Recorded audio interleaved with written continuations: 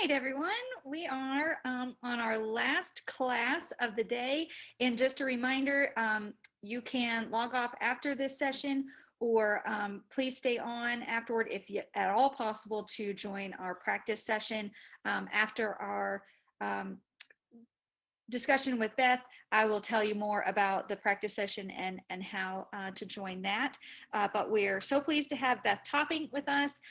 Beth is another one of my colleagues that I've worked with throughout my graduate career, and she's wonderful. She's a fifth-year PhD student in Georgia State University's English program. She's worked extensively with oral histories, including her master's thesis and dissertation, to shed light on historical events shaping Southern life and speech. She also works closely with students for interview projects, and she is going to be talking with us today about ethical and legal considerations, particularly working with vulnerable populations. So thank you, Beth, for joining us, and we look forward to hearing what you have to say. Thank you, Emily. It's great to meet everyone. I appreciate y'all coming. I'll just go ahead and get started. Let me share my screen so that we can get started.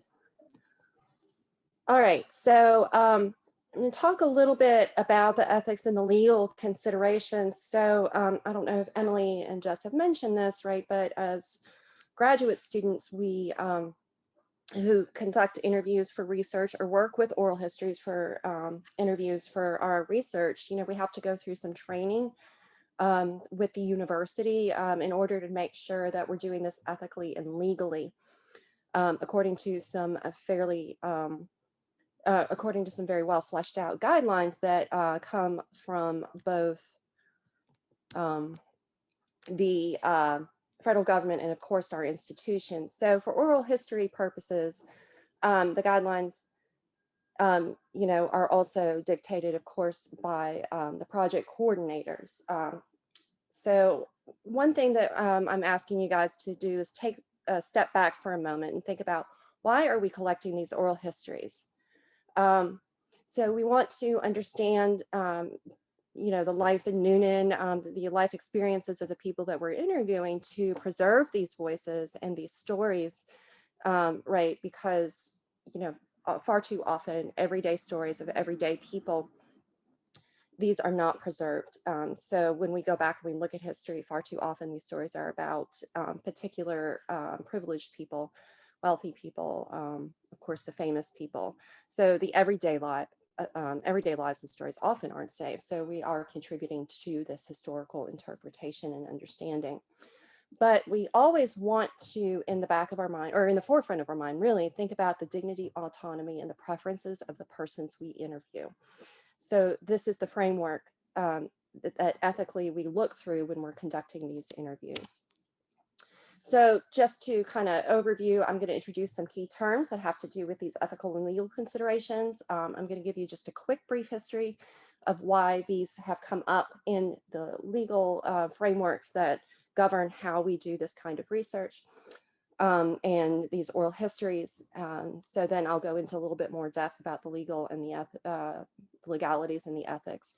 And then I'm going to give you some very specific guidelines about what to do before, during, and after the interview, so that we can respect the autonomy and dignity of the people that we're interviewing. All right, so some really important key terms and concerns whenever we're conducting these kinds of interviews to be thinking about is this idea of informed consent. We want to make sure that the people that we're talking to understand exactly what we're going to do, why we're doing it, so that they can, with their full cognitive capacity, agree or disagree to participate in this. So we want to think, one of the things that we particularly want to think about, since we're interviewing senior citizens primarily for this population, of course, is this idea of vulnerable populations and this idea of diminished capacity. Not to be offensive or anything like that, but as we age, physical and cognitive changes happen that can impact our ability to make sound, rational decisions. And this ethical framework of respect, beneficence, and justice. Okay, so just to kind of how we got here to this ethical and legal framework that we have, right? I'm sure everybody knows about The Tuskegee experiment, you know, a similar experiment was done on prison population in Belize before Tuskegee. The Army ordered its soldiers to go stand in the desert, and when they were still doing nuclear testing above ground, because they wanted to know how nuclear radiation impacted people. Um, you know, in orphanages in Ireland, the orphans as infants were enrolled into vaccine studies, and you know, nobody was looking out for their rights. So these are things that have happened that have caused very real harm to people, and because of their status as children, as prisoners, as soldiers, whatever it might be, they did not have the power to say no. So it's pretty easy to see where harm might happen when we're looking at a medical study, but it doesn't have to be medical. So the Stanford prison experiment is pretty famous in terms of, so the psychologist took these students and locked them up in a building and said some of them were prisoners and some of them were guards, and he just watched them to see what would happen. And it turned out, even though they were all students in these classes together, the ones who were assigned the role of guards started abusing the people who were assigned the role of prisoner, right? So he created the conditions that ended up causing physical and mental harm to the people who were in the study. So in the 70s, the government sat down and they were like, okay, we got to stop this. We can't do this anymore. So a commission sat down and figured out where we had gone wrong and what we should do to make sure that we're no longer harming people. So the principle that comes out of this is this idea of do no harm. Because people are human, right? We want to respect that humanity. So in terms of interview content, I was talking to Emily about this earlier, right? We don't expect that things can be leaked out in an interview that might ultimately cause harm, but it can happen. Religious affiliations, gender identities, these things can, if they go from the interview, the privacy of the interview, to general knowledge without permission of the person being interviewed, sometimes can cause harm. Although with this particular project, we're thinking that there might be some more embarrassment about past things. And I'll talk about how to handle when people exhibit signs of embarrassment. Okay, so the legal consideration, we want to make sure there are minimal risks. We want to understand seniors as a vulnerable population who, because of physical and cognitive changes, may have some diminished physical or cognitive capacity. We want to make sure that they understand what it is they're doing and they have the opportunity to say no. And we want to guarantee the privacy and confidentiality to the degree that we are able to. So when I talk about the release form, right, we'll talk about what the privacy and confidentiality things might look like also during the interview. All right, so the ethical considerations, these three terms: respect, beneficence, and justice. And you can see where I've given you the numbers, you know, for the legal statutes that govern this. We have to acknowledge and treat people as autonomous. We need to protect those with limited autonomy, so prisoners, children. You know, they cannot on their own agree to, or children, for example, cannot on their own agree to participate in these things. The parents have to make that decision for them. Beneficence, we want to do no harm. We want to minimize possible harm and maximize possible benefits. So it's a balancing act. It's a line that we walk, and it can change from moment to moment depending on what comes up in the interview. All right, but if we keep in the forefront of our mind what is most beneficial for the person that we're talking to, we can make sure that we achieve this goal of beneficence. And justice, we want to treat people fairly and share burdens and benefits equally. So you should not get a greater benefit out of this and contribution to creating this oral history archive than the person that you're interviewing. All right, so these are the concerns, right? These are the things that govern how we conduct interviews, how we store information, how that information gets accessed later. So, what does this actually look like in the interview? All right, so, and Jess probably talked about this, but in when you're, go ahead and just write down so that you've got it in front of you so that you don't forget to tell them anything important. But this idea of an introductory script, and this is what I have my students when they do their introductory project or with their interview projects. I do it for my own interview projects. You want to introduce yourself, if they don't already know you, what the project is, why we're doing the project, the goal, where these interviews will be stored, how people might access it or use it in the future, general knowledge, people might come into, when we're allowed to do this again, might come into the Historical Society building and asked to listen to them, but it also might be researchers, right? So for my master's thesis, it was an oral history project similar to this, had been done by a history class at Columbus State University in 1988. So in 2008, I went and accessed this and got some of the interviews that were in that archive to understand better how people who worked for the textile mills in Columbus, where they were from and how they pronounced particular Southern pronunciations, right? So I use this in order so that we can understand Southern dialects better, but I never identified the people. I never said which interviews for my dissertation. There is some identification going on because I'm using particular quotes, right? But researchers will use these things for different things. So this is why the interview release form is important, because the participants, the interviewees, will actually give written permission. If they don't provide that written permission, then a researcher like me going into the archive in 20 or 30 years would not be able to use them for research that might be published. And actually, the person who ran the department that held these tapes actually sat down with me and gave me very specific guidelines to help protect the privacy of these people who had participated.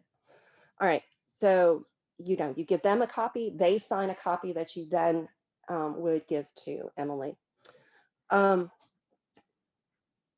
If at that time they go, I need to think about this, I'm not really sure I want to do it, maybe I've got some things going on, or maybe I just want to kind of keep this with my family. Can I think about it and get back to you in a couple of days? Great. Can I follow up with you? Can I call you at a certain time or on a certain day so that we can talk about this again? If you have any questions, get in touch with me, or of course, Emily or the Y. If at that point they say, I really don't want to do this, don't pressure them, right? You don't want them to feel like it's something that they have to do, because this is an aspect of justice. This increases the burden on them. They feel like they're required to do it. And honestly, the content of the interview is not going to be that good if they feel obligated in a negative way. You want to provide that contact information, explain how they can request to have the interview restricted or removed, right? So that they have full control over the contents of their interviews, because it is their life, it is their perspective. So Jess talked a lot about, thinking about light and sound and where, but you also, thinking about these folks. Okay, thank you, Emily. Thinking about these folks, some of the interviews that I did for my master's project, one person was 108 years old and he was still living at home, but, probably moving him out of his home to a place that he had never been before. When we get older, we have to have these routines. My mother works at a nursing home, so she talks about, as a nurse, so she talks to me about these kinds of things frequently. You want to make sure that they're comfortable, they're available, they don't have a doctor's appointment in an hour that they're thinking about and they have to rush and leave, and least likely to experience distress. Certain medical conditions have certain times of day where they're likely to exhibit symptoms. So those of you maybe who have family members who have Alzheimer's might be familiar with the term sundowning, right? I don't know necessarily that, you'd be interviewing someone with Alzheimer's. Although I will say someone with Alzheimer's, they do remember their early lives pretty clearly. It's the more recent stuff that they have trouble remembering. In the evening, as the sun starts to go down, people with forms of dementia or some of these medical conditions might start to act oddly, right? And of course, the lighting is probably not going to be that good that time of day either. So you want to think about, mourning in their home in a place that they're comfortable when they've got the time to do this. And if they say, it's best for me if we do it at this time of day, respect that. You know, you may have to, if it's a place that you've not been to before, you might have to think a little bit about how to get there and get set up. But you, as the person collecting the interview, the burden should be on you rather than the interviewee to make sure that the interview is successful. Again, this principle of justice. There we go. All right, so during the interview, so you've only gotten permission to do it with the interviewee, not with their grandkids necessarily, for example. So if children come into the room, go ahead and press pause. You need to have permission to record them. If the participant says, okay, I'll tell you about this, right? Like a family member, I'll tell you about this, we'll talk about this, but I don't want this on the interview, on the tape. If they say it's sensitive, they don't want it, respect that. This is the principle of autonomy, right? It's their lives, it's their experiences, it's their content. So if they don't want it on the recorded on the interview, we need to respect that. If they start talking about something sensitive and they start to look uncomfortable about sharing it, maybe you just stop it for a second and go, hey, do you really want to continue talking about this? Do you want me to record this? You can always start it back up again after a topic change. All the oral histories that I've listened to over the years, this happens. And, as the researcher, I'm like, oh, I wonder what, and as a nosy person, right? You're like, oh, I wonder what they were talking about. But you need to respect their requests here. Okay, so maybe they are specifically saying something that factually is untrue. So the oral histories for my master's thesis, the people who work for the mill would specifically say no strike happened and I think it was in 32 or 33 at the bib mill in Columbus. Well, a strike did happen. The governor called out the National Guard. The National Guard shot and killed some of these strikers, right? I know this, but they flat out said that didn't happen. But their retirement funds, their pensions from these companies, were from these companies that were doing the strike breaking, right? So joining a union, they could have lost their jobs, right? This pressure still existed, 20 years after they had retired. Many of them were living in houses that they had bought from Bid Mill, right? So, you can say, hey, I remember reading about, can you talk a little bit about that? But don't pressure them unduly. If they don't want to talk about it, they don't want to talk about it, right? And, if you want to make sure that accurate information is attached to this, you can talk to Emily maybe about adding a little bit note or something like that. So balance your desire to know with their discomfort. If they don't want to talk about it, they don't want to talk about it. And if you press and press and press and they get really uncomfortable and upset, that's it. The interview is essentially over. They have the right to lie. So hearing loss is common as we age. Jessica touched on this. Okay, so a lot of times when we think people can't hear us, we both get louder, but we also reduce the complexity of our sentences. So kind of this baby talk almost. Don't do that. Their minds are still sound. It's offensive, right? But here's the other thing, and this is something that I learned. My father lost his hearing, most of his hearing when he was a kid due to measles, right? So what you want to do is make sure that your face is facing them. This means that you might have to take a mask off or get a clear mask or shield if you're interviewing in person. But you want to make sure that they can see your lips. Lip reading is a really common strategy to kind of balance that loss of hearing. Maybe when you're setting it up, if you know that they rely on hearing aids, if it's, like my father, who always forgets to charge his hearing aids, just kind of remind them gently. If they start to look visibly tired or they start to get sick, stop, do what you need to do. Follow COVID protocols closely. We know that the elderly are particularly vulnerable to severe infections, and the last thing that we want is for them to get ill in the service of collecting a story, right? after the interview, and Jessica touched on this as well, thank them for their time. You really appreciate it. It's wonderful that you did this. Now that we have these stories saved, reiterate contact information so that they can follow up and do future questions.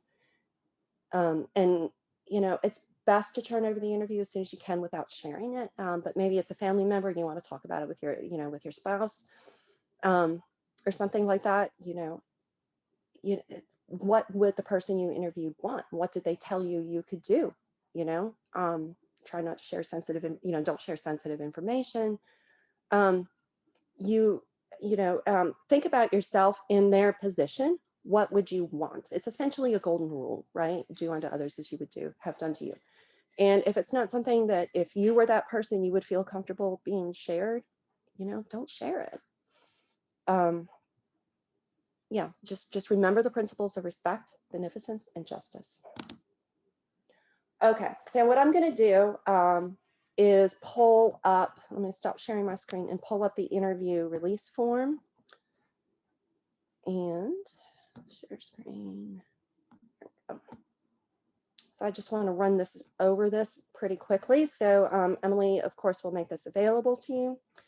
So a lot of this has to do with provenance so that we know who we're talking about, what project it goes with, et cetera, so that later when people want to listen to these, they know exactly what's going on. So of course, the date of the interview, who you are, the name of the file so that we can make sure to attach particular release forms with particular recordings, the person you're interviewing and, their information. And then, so the person you're talking to is going to sign this, and then you're going to countersign it. All right, so this is the thing that's really important. So I'm going to make it bigger here. By signing the form below, that you give your permission for any files and or photographs made during this project to be used by researchers and the public for educational purposes, including but not limited to publications, exhibitions, on the web, presentations, right? So what they're doing is they're signing ownership to the Newnan-Coweta Historical Society, who will follow the same principles of respect, beneficence, and justice. And that the NCHS is going to keep a copy of it, and anything that gets collected associated with it. Now, they can still, of course, retain ownership. So later, and this is the bottom part here that you want to point out, they can rescind their permission in writing by contacting them. So you want to make sure that they have contact information for Emily and the NCHS, because they could, in 15 years, they might change their mind, or the family might change their mind. And although we certainly hope Emily will be working for the NCHS for a long time, it might not be the case. So at this point, going forward, the interviews will be restricted. Anytime, any access by the general public or researchers, whoever, before that date of rescinding, that can't be undone. It's kind of out of their hands, but they can at any point prevent future access. And once it's been released, according to the permission that's been given, that can't necessarily be taken back. But researchers do have these pretty strict rules. They will often use pseudonyms, if they use any names at all, right? So that identities will be protected. All right, so let me go ahead and stop sharing. Okay, so I'm going to pull up the Q&A. Actually, Emily, we did not talk about descending, rescinding access. What do you think? Because wouldn't that be part of the inheritance? What was that again, Beth? Can any descendant rescind access? Oh, that's a little tricky there. We have in the form that it's interviewees can rescind access. From the top of my head, I would say it's not generational, like the person. However, in the spirit of ethics, like let's just say ethics. If someone were to contact us that is a descendant of the family and said this is the reason why, or I can imagine certain situations where you would not want an oral interview, something gets out about a person, et cetera, and you don't want people flocking to an oral history, just to see it like as a sideshow or something. Of course those would be considered. So while the statement says the interviewee needs to rescind it, um, I don't want to put in the release form that anyone related can do it, because a cousin or whatever could, I don't want to open it up to that.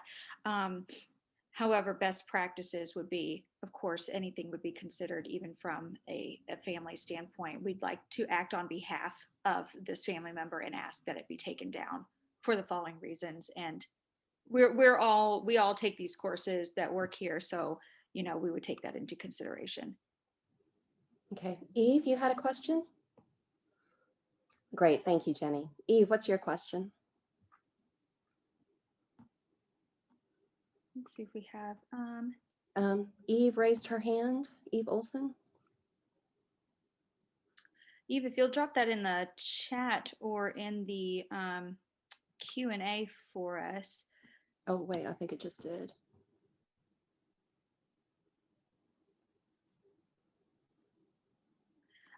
Okay, Tom said, how do you fill out the form if the person at the time of the interview says you can use it for research, but you don't want your photos or transcriptions to be published? They would fill that out in the section where it says, I agree to the use of these materials described above, except for any restrictions noted below. They would write that out. So they would just say in the noted restrictions, I don't want any photos or transcriptions to be published. You may publish my recording, but please do not publish any photos or transcriptions. Oral history best practices, things don't get published for anybody to access until after the time of passing anyway. So, it might be generally, this is not always true, each is an individual case basis, but like the oral history archives that I'm using for my dissertation, I have to get special permission to use the tapes of people whose interviews are in there who are still alive. The people who have passed, that transcription doesn't get put on the website until after their passing anyway. And that will be a balancing act with us with keeping it in-house. And this will probably not be online for a while. So this is thinking into the future, but accessing it in-house, you can probably come access all the interviews that we collect. Researchers are going to be held to a stronger kind of standard here. However, again, with those restrictions, and you can go over this with people if they have concerns, please ask them about their concerns up front and tell them they have the autonomy to fill out that section that says, I don't want this released until I die. Like if they say that, then we will restrict it to the public completely and just house it only to us. We won't let researchers access, we won't let anyone access it until they have passed on, if that's something that they don't want released at all while they are still alive. So that little form there that says I agree to this, except do whatever, is our way of giving each individual a little bit of autonomy of saying, okay, I overall agree to this, but it's not an all or nothing. It's I agree to this, but I don't want, for example, my photo attached. I don't want this.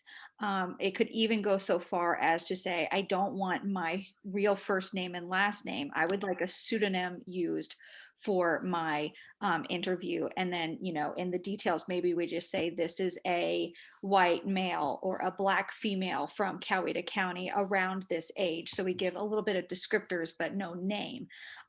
So we can't account for everything in a one-page release form, but that little section kind of is an overall where people can take a bit of autonomy, and if they're very overly concerned about something, write their own restrictions there. And when I did my first interviews when I was a master's student, my graduate advisors finally, I was concerned, and finally my Dr. Sabina, my advisor, looked at me and she said, look, they have the right to lie, and that's a form of maintaining control and autonomy, so these are things, yeah, we do want to respect, but it might be different for each person on a case by case basis. So always, if you have concerns, of course, you can um, contact Emily. I'm going to put my email in here as well. If you want to run something past me, as well as Emily, we can always, as things come up, we can talk about it. Absolutely. Any other thing? Please email me or Beth or any of our panelists if you have any concerns about anything. We definitely want to balance what we talked about at the beginning with Sarah about like getting people's stories, and people may be uncomfortable telling their stories, and that's okay, but also being respectful and not pushing people to tell things that they're uncomfortable with. So it's always a balancing act, between but sensitivity. I think justice was a really good term to use there, where it's not just us, we're not the only ones benefiting from this, but having your story recorded and sharing your story should also be a benefit for everyone that we are interviewing as well. Yes. So thank you so much, Beth. That was Yeah, you're very welcome. helpful, and we really enjoyed that.